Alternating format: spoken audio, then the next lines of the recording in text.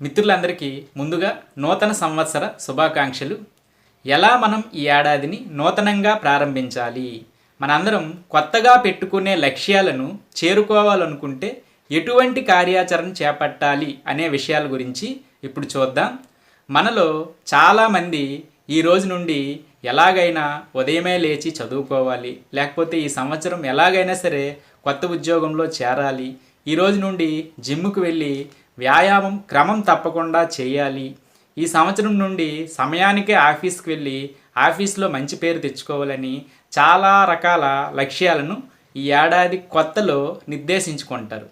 కానీ 3 రోజులు లేదా వారం రోజులు అనుకున్న లక్ష్యం కోసం చాలా శ్రద్ధగా పనిచేస్తారు. తర్వాత రోజు నుంచి మాత్రం యథావిధిగా మానేయడమో లేకపోతే పక్కన పెట్టేయడమో చేస్తారట. ఇప్పుడు మనలో చాలా ఎక్కువ మంది నిర్దేశించుకునే లక్ష్యాల గురించి చూద్దాం. ఇందులో మొదటిది ఈ రోజు నుంచి జిమ్ముకు వెళ్ళడం లేదా వ్యాయామం చేయడం అని చాలామంది అనుకుంటారు. మనలో చాలామంది 10 రోజులు వ్యాయామం ప్రారంభించిన తర్వాత విసుగు చెంది ఒక పక్కన పెట్టేస్తారు. కానీ మనం ఒక విషయాన్ని ప్రతిరోజు గుర్తు చేసుకోవాలి. మనం ఆరోగ్యంగా ఉంటేనే ఏదైనా సాధించగలం అనే విషయాన్ని అనుక్షణం గుర్తు చేసుకుంటూ ప్రతిరోజు ఈ సంవత్సరం చివరి వరకు కూడా వ్యాయామానికి రోజులో 1 గంటని కేటాయిస్తారు.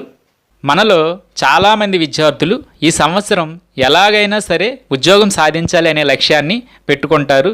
దానికోసం అనుక్షణం మనం కష్టపడాలి.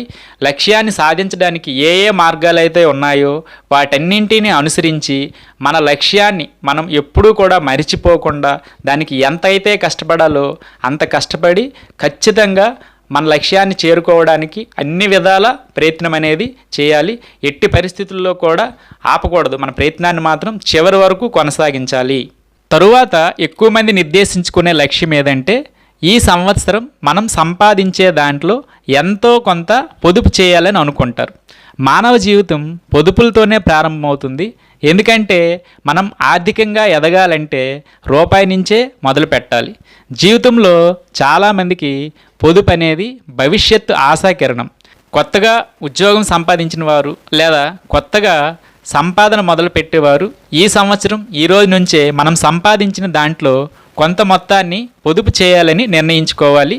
దీన్ని మనం చేయడానికి కొన్ని విషయాలు దృష్టిలో పెట్టుకోవాలి. అవి ఏంటంటే మనకి ఏవైనా ఈఎంఐలు ఉంటే వాటిని, ఇంకా మన పిల్లలకు కట్టాల్సిన ఫీజులు, నెక్స్ట్ టూర్స్, మనం ఈ నెలలో ఏ కొత్త వస్తువులు కొనాలనుకుంటున్నామో, ఏ నెలలో ఎంత మొత్తం అవసరమవుతుందనే ప్రణాళిక ముందే ఉండాలి. కొత్త ఏడాదిలో ఎమర్జెన్సీ కోసం మాత్రం కొంత డబ్బును ఖచ్చితంగా మనం పక్కన పెట్టుకోవాలి. ఎందుకంటే ఏ క్షణాన్ని ఏం జరుగుతుందో ఎవ్వరము ఊహించలేము. మనందరం కూడా ఈ సంవత్సరం మనం నిర్దేశించుకున్న లక్ష్యాలన్నింటినీ కూడా ఒక డైరీ పైన రాసుకొని ప్రతి వారం ఒకసారి చూసుకొని మన లక్ష్యాలను ఎంతవరకు సాధించాలి, ఎంత సాధించాము అనే దానిపైన సమీక్షించుకోవాలి. ఇది చాలా ముఖ్యమైనది.